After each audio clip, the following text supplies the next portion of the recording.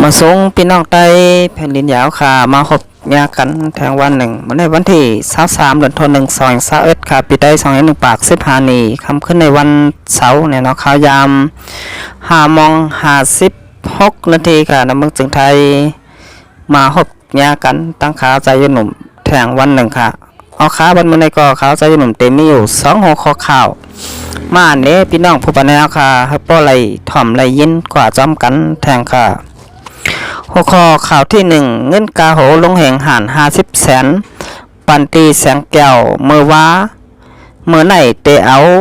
โตตายลงแห่งออกมาเผาไฟวันไหนค่ะหัวข้อข่าวที่2อันนี้ก็เกี่ยวเลยลองคอถูกลีหูเนี่ยเนาะลองสภาตึงและเจเมืองในปานลงปองตึง NLT อุปปึงวานเมืองแทงโปรแกรมที่2ออกค่ะก็อันตั้งสุด2พี่น้องค่ะก็มาโดยช่อง YouTube ขาใช้หนุ่มในก็อย่าลืมกดติดตามใบปั่นค่ะยาวก็กดปั่นที่หิ่งทางกำหนึ่งนะครับพี่น้องแต้วค่ะปเตขึ้นดันข่าวอันตั้งเปิ่นเมื่อรายการพดต่างข่าวค่ะออกค่ะเข้าค่ะมาด้วยหัวข้อข่าวที่1อันตั้งสุดเนี่ยเนาะอันนี้เป็นข่าวรีมองแต่จำปู่เหงเข้าค่ะอันเป็นพี่น้องเจ้าเคยเมืองสันดอยจึงไตเฮาค่ะอยู่ไว้ในเมืองจึงไตปอดห้องนะเนาะอันนี้ก็ไหลยินข่าวมาว่าตับซึก SPP วานหามเอาผู้แหงเฮาค่ะตายเป็ดเหี่ยวเนี่ยเนาะอันนี้ก็ข่าวได้มาว่าจังนั้นเนี่ยเนาะเพราะว่าข่าวในเป็นข่าวเต้ค่ะข่าวป้อมเนี่ยเนาะสมว่าเป็นข่าวเต้เนี่ยก็เป็นนั้นยินดีมองจะจำปู่เหงเฮาค่ะเต้ๆบ่ว่าเนี่ยเนาะก็ว่าเป็นพี่น้องเจ้าก็เมืองสันดอยจึงไต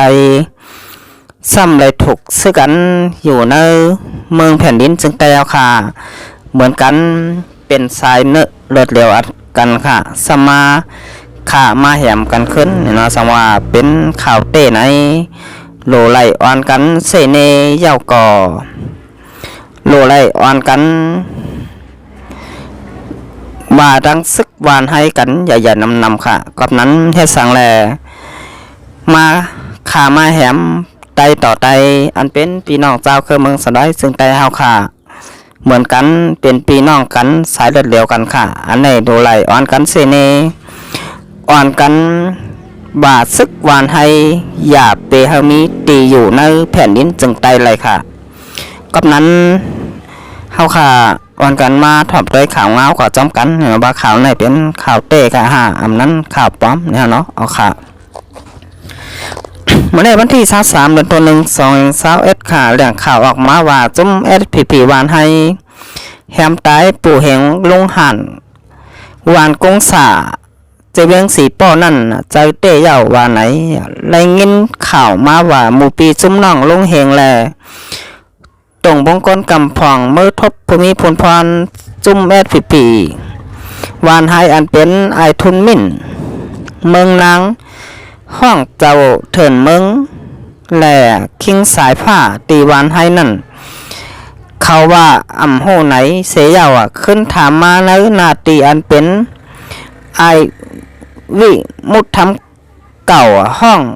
เจ้าวิตอบนั่นตอบว่าใจเอาเฮาแหมเป็ดเตยาวลองตั้งเฮาแหมตายมี3ข้อข้อที่1ย้อนลงเหงเลี้ยงไว้ซึกเสียแอดโคไลข้อที่2ย้อนลงเหงถ่อมข่าวซึกเสียแอดข้อ2ก็อันย้อนลงเหงถอกขามซึกเสียแอด2ก็อันจุ่ม SPP วานให้ยับนั่นลงเหงว่าอย่าแฮมไหนแลเป็นตั้งพิษลงเหงข้อที่3ย้อนลงเหงหันแลนปลายไหนเสียจุ่มไอทุนมินเขาเอาเงิน50 แสนให้ปันตีปังกุมแสงแก้วเมื่อวันที่22เดือนธันวาคม2021เมื่อในวันที่23เดือนธันวาคม2021ค่ะเตเอาขับโตลงเหงหันออกเอามาพังไว้นั่นเสียเตแฮนเผาไฟเย่าแฮนซ้อมปั่นบานไหนจุ่มSPP ยิบปอลาสีเพียวม้อยคือโตเก่าไหนตื้นปุดขาดแตกแรงปักโพเซนยาวค่ะพี่น้องไต้แผ่นดินยาวค่ะเอาค่ะมันในก็เตเลยหันมาแตกแรงเนี่ยเนาะลองอันตับซึกหวานให้แอดผีหวานให้พี่น้องสาวเคยเมืองสะน้อยจึงใจก็ตีห้องกันว่าแอดผีหวานห้ามเนี่ยเนาะข้าใจหนุ่มก็ไขห้องว่าจังนั้นยาวเนี่ยเนาะพอมาขามาแหมพี่น้องเจ้าเคยเมืองสะน้อยจึงใจอันเฮาขาเป็นพี่น้องกันเตะๆยาวก็เป็นพี่น้องเจ้าเคยอยู่ในเมืองสะน้อยจึงใจซ้ำหมอหักกันหมอจอยแถมกันค่ะมีตังพิษอิดออดก็เอาตายแปดแฮมตายแปดเป็นจังไหนมาปียาวข้าวหึงเนี่ยเนาะปาน10 ปานค่ะบันได้ซึกวันให้ในโหลไว้เย่าเนี่ยเนาะโหลไหลรูปลำเย่าก็โหลไหลอ่อนกันเสเนนำค่ะพี่น้องเจ้าเครื่องเมืองสลายสิงไตมาอยู่ว่าเมืองสิงไทยมาอยู่ไว้เมืองสลายสิงไตอยู่ตีละเสียมบ่าอย่าเป๊ปันแห้งซึกวานให้เย่าขาบดมาไหนดูไลออนกันเซเนเย่าก็อย่าปันแห้งเขาค่ะรอนเขาในลุงเหงนั่นก็กล่าวในว่าลุงเหงทอกขำตับซึกเสียแดด2ก็ที่เขาเงียบใบปันค่าแหมตายโดยคาโลตับซึกเสียเป็นเพอก็เป็นตับซึกปีน้องเจ้าเคยเมืองสันได้สึงแต้วขามเหมือนกันตับซึกผีวันให้ก็เป็นปีน้องแต้วขามเหมือนกันเฮ็ดสังแลซ้ำมาว่าจังนั้นเนี่ยเนาะก่อนมาไหนค่ะเฮาขาดเลยหันมาตับซึกผีวันให้ไหลเฮ็ดพอนดีปันปีน้องเจ้าเคยเมืองสันได้สึงแต้วขาเสียมกาไปมาตีมายับเป๋าปีน้องเจ้าเคยเมืองสันได้สึงไตกว่าค่าแฮมตายแท่งเนี่ยเนาะในพี่น้องแต้วค่ะบ่นหันถึงเจิ้งหือนี่เขาจะหนุ่มหันว่าเป็นดองอัน6ค่ายเตไรว่าให้เลยซึกมานแทงก็ว่าระยาวขาวันเหมือนไหนเนี่ยเนาะเตียวคนตาย1ก็ดูแลทัดสังทัดทองในลีค่ะมีตั้งพิษสังเฮ็ดสังแลซ้ำเอาตายตั้งพิษโปรแกรม1 2 3ก็ว่ากว่ากันแหละตั้งพิษโปรแกรม1เปิ้นน้ำหูก็ลัดกว่ากันแหละโปรแกรม2โปรแกรม3ดูไรปันเหมือนความไทยบนห้องว่าปันโอกาสกันพ่องเนี่ยเนาะปันข้าวยามให้เปิ้นเมโตเมใจพ่องจะว่ามีตั้งพิษอิดออดค่าแฮมตายกว่ากำสี่เหมือนตับซึกวานหามเฮ็ดไหนข้าเจ้าหนุ่มแต่ก็หันดีจอมเนี่ยเนาะเอาค่ะพี่น้องค่ะนึกจะหื้อนี่ก็มาอบมาลัดกันได้เนาะข่าวในเป็นข่าวเตะค่ะเป็นข่าวปลอมข้าเจ้าหนุ่มบ่นมาเตะเป็นข่าวเตะอยู่เนี่ยเนาะสองเป็นข่าวปลอมซ้ำเตะเอาข่าวเตะละมาข่าวก็เตะมาลัดเดินเรียนไหลสังบ่าจะลองเตะเนี่ยเนาะเพราะข่าวเตะหันว่าปู่เฮงเขาการนั่นไหลหายตัวกว่าข่าวต่างหลายวันยังเหมือนกันค่ะเมื่อก่อนป่นมาหันต่อถึงย่ำเดียวนี่อันนี้ก็เขาจะแต่ก็บ่นว่าเปลี่ยนกว่าไรปากเปอร์เซ็นต์เยอะนะเนาะก็ว่าหันข่าวลายโฮมเหมือนกันค่ะลายลงบนมาไหนเนี่ยเนาะข่าวลองปู่เฮงเบื้องสีป้อค่ะเลยถูกซุกวานห้ามค่าแหมตายแบบไหนนั่นเนาะเขาจะหนุ่มก็บ่นมาเตะถูกแมนเตะเยอะค่ะเอาค่ะเดี๋ยวจะได้มาตัวแต่งของข่าวที่2เนี่ยเนาะเอาค่ะเขาถูกลีหูลองสภาพเติ้งแหล่เจเมืองในปันลงปองจึง NLT อุปปึงวันเมืองแข่งโปรแกรมที่2เนี่ยเนาะพอถึงมาวันที่1เดือนธันวาคม21ค่ะเดือนกำลองหาคำปิดได้2เอง1ปาก15นี่ไหนจึงเตจะเทศปังกุมสภาเมืองห่มตุ่มโปรแกรม3อันเตเลือกตั้งจอมจึงหัวเป่าสภาเมืองห่มตุ่มแลอันเตมักมันขอดพอดลงปองจึงเหมือป้อปังกุมสภาเมืองห่มตุ่มเย้าโตเย้าในจึงสภาเติงแลเจเมืองห่มตั้งปังกุมสภาเมืองใต้ก็เตจะเทศกว่าในเย้าใน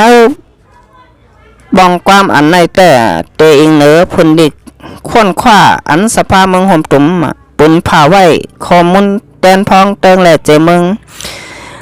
อิงมาตีคอมมิสินปางเลือกตั้งเมื่อห่มตุ่มนั่นเสอุบโอกว่านั่นยาวในพื้นลิค้นคว้านั่นแต่จากเพไว้แตนพองเฮาเป็นตอนเคยคนแหล่ตีเกยหยำป ป้ายปิ่งหยาอายุอัดซักแลลองต้องหนึ่งนางยิงเขาต้องหนึ่งในการเมืองเจอในเย้าในการสภาพต้องและเจเมือง40ตีในปาร์ตี้การเมืองหลง19ปาร์ตี้และแต้นพอง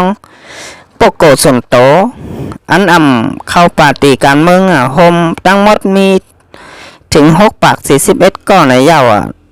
ในการ6ปาก41ก้อนในไปนับป้าตัวแดนซึกมันแดแดนพองเข้าเลือกตั้งในพื้นที่ไล่จัดเฮ็ดปังเลือกตั้งในเมืองใต้เมืองยักแข่งเมืองขางเจอในโลกก่อนในผลดีค้นคว้าจมสปาเมืองห่มตุ่มปืนเผานั่นก็ใส่ป้าข้อมูลส่วนโตแดนพองอันอ่องเป้ปังเลือกตั้งเมื่อปี2020ป่นมานั่นก้อยคือก้นแหล่ตีเกยย้ำในสภาพเติงแหล่เจเมือง14ตีในมีเจ้าเคยมาน4ปาก18ก็65%เสยนำเลยปนสุดในสภานั้นยาวที่2เป็นเจ้าเคยไต98ก็15%ที่3เป็นเจ้าเคยแข้ง31ก็5%วันไหนเจ้าเคยอันเลยปนสุดแต่เป็นเจ้าเคยยางแหลงมีแดนพอง10ก็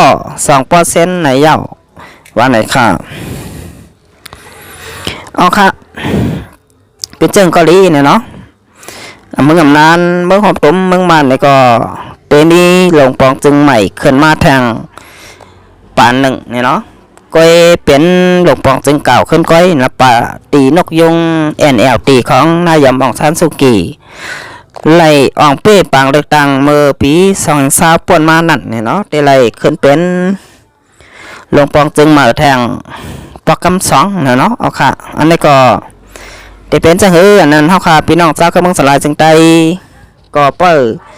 ถ่อมเปิดตัวกว่าจำกันค่ะวันเมืองเฮาค่ะเตคนเดียวเหมือนสูงมาอยู่ค่ะหาอันนั้นเตเหมือนเก่ามันเริ่มเหมือนเมื่อก่อนปนมาเตียนเฮาหาไหลตกค่าได้หยับผุดกินใจนั่นก้อยค่ะหาเนี่ยเนาะเอาค่ะอันนี้ก็เป็นตามมุมมองพี่น้องเจ้าคือที่อยู่ในเมืองสลายซึ่งแต่เอาค่ะเนี่ยเนาะเอาค่ะ